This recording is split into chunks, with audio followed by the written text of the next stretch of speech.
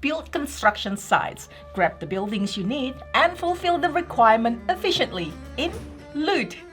And today we'll be teaching you how to play Looot, game designed by Charles Chevalier and Laurent Escoffier and published by Gigamic. And hello everyone, it's Stella. And Tarrant from Meeple University.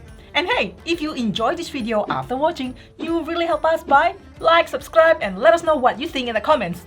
That seriously will help us to bring more videos. Alright, now let's get to the classroom. Looot is a tile placement game in which players play the roles of competing Viking clans trying to loot the best resources to bring them back to their fjords. Turn by turn, players will compete for the best placements to raid the central island, and will bring back the resources and the buildings they plunder, trying to lay them out in a beneficial way to allow them to complete tiles and score points. The player who has the most points by the time all of the Vikings have been placed will win the game. To set up, create the central island by taking as many of these double-sided tiles as there are players and clicking them together along their long edges. This would be okay, this would not. Seed the island with buildings. Each house space takes 2 houses. Each watchtower space takes 2 watchtowers. And each castle space takes 3 castles. Place the ocean tile along any edge so that these 2 spaces both adjoin the island. Shuffle all the longship tiles in the bag, and then deal 5 longship tiles onto the ocean spaces. Likewise, place the trophy board and lay out the 5 trophies. Give each player a player board, the 13 matching coloured Vikings, and the 3 shields placed face up here.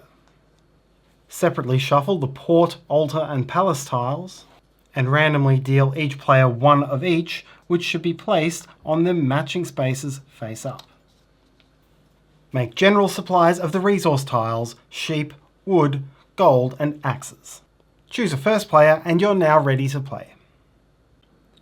Looot is played in turns, starting from the first player and going clockwise around the table. On each of your turns, you will send one of your Vikings out to the island to plunder as much as you can, bring it back, and then place it strategically on your player board. What you gain and how you place it will score you points. What I'll do now is go straight into taking you through all of the different things you can do, and I'll come back at the end and summarise them in order. The first step of every turn will be to place one of your Vikings onto a legal space of the central island. This is any non-building space which is either adjacent to an ocean hex or adjacent to a Viking of any colour. So for this first placement, red could place in any one of these 5 hexes. Yellow could now place in any one of these 7 hexes, adjacent to the ocean or adjacent to another Viking. Red's options would now be these hexes, adjacent to the ocean or another Viking, but not this building space. And so on per those rules will the placements go. After making the placement, take a resource hex from the supply matching the space you placed on. So a sheep from a field, a wood from a forest, gold from a mountain, or an axe from a battlefield. Place your newly gained hex onto an empty space of your board. Next, check to see whether you qualify to capture a building tile from the island. There are 3 types of buildings: houses, watchtowers and castles, and they're each captured differently. To capture a house tile, you need simply to place a Viking next to that stack of house tiles. So this placement would give me a gold and this house. You can capture the other house from the same stack on a later turn by placing a new Viking next to it. Once a stack is empty, placing adjacent to it has no further effect. Watchtowers are claimed by connecting an unbroken path of your own Vikings between 2 watchtowers. This placement here would connect a path through red Vikings between these 2 watchtowers, so I would claim 1 tower tile from each stack. You can claim the second watchtower in a stack by connecting a new path between it and a different watchtower. So this placement would give me these two tiles. Whereas this placement, which creates a new path between the same pair of watchtowers, would give me no further benefit. When a stack is empty, you can no longer claim tiles from it, but you can still make paths between it. This creates a path between watchtowers, but yellow gains only the one. To claim your first tile from a castle stack, you must have a cluster of at least 4 of your coloured Vikings adjacent to that castle. So, for example, this placement would create that cluster of 4, thereby giving red this castle. Likewise, a yellow placement here creates a cluster of 6 adjacent to this castle, enough to claim the tile. To gain a second castle from the same stack, you must create a cluster of at least 8 of your Vikings adjacent to that castle. That means red could claim it with this placement here, as this is now an 8 Viking cluster. This placement would not qualify red for a second castle from that stack. It's 2 clusters of 4, not a single cluster of 8. You always qualify to take every building whose condition you meet. This yellow placement, for example, creates the cluster of 8 needed to take the second tile from this stack, as well as both the clusters of 4 and 8 needed to take 2 tiles from this castle stack. Whichever building or buildings you captured, now place each of them into an empty space on your board. Next, you may optionally take 1 longship tile. There are 5 longships which are laid out on these ocean hexes, and their placement doesn't matter. You can just think of this as being an available market. If you take one, collect it from the board, replenishing with a new tile from the bag, and once again place it face up into any empty space on your board. So why are we doing this, and how does it score you points? Well, every tile you place on your board is going to score you points in some way. Basic resources and buildings will simply score you points as you put them down. And for this scoring, it doesn't matter where you put them. There's also additional scoring unlocked by longships and those construction site buildings which you placed on your board at the start of the game.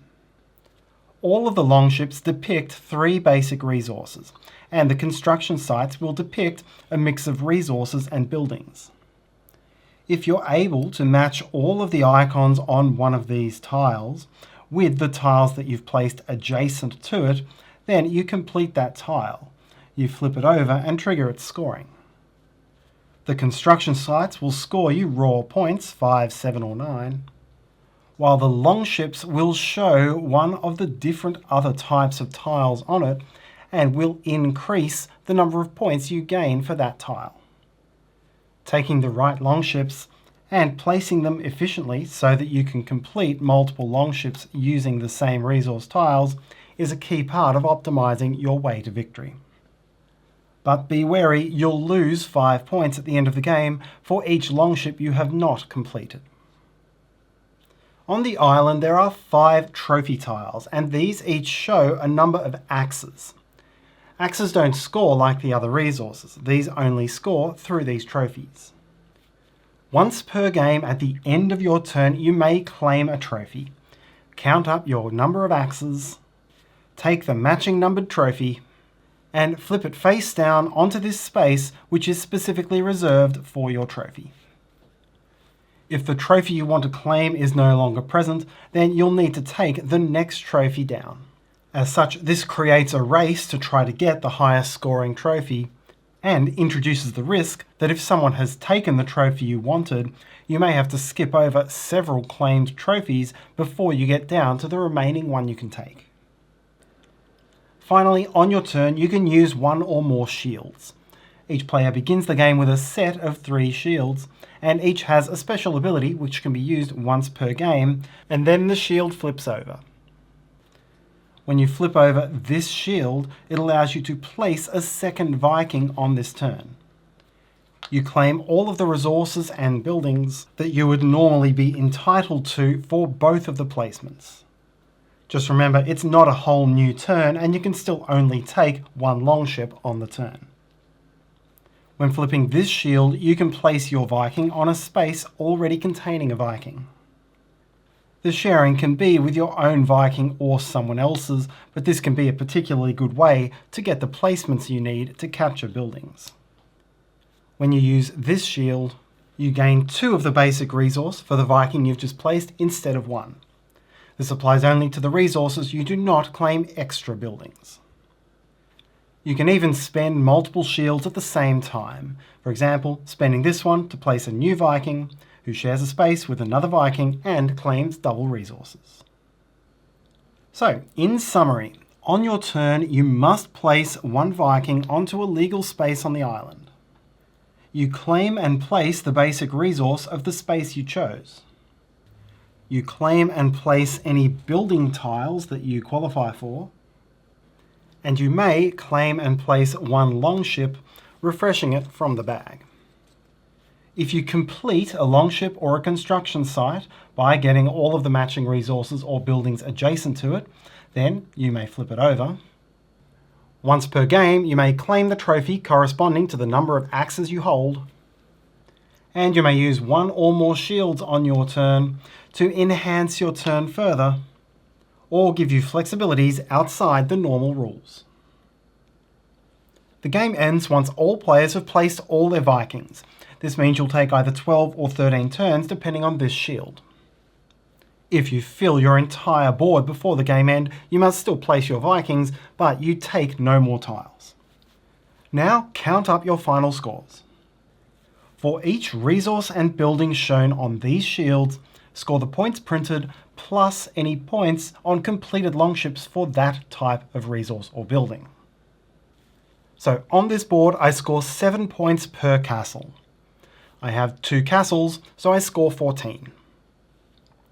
I have 4 points per watchtower, times 3 watchtowers is 12.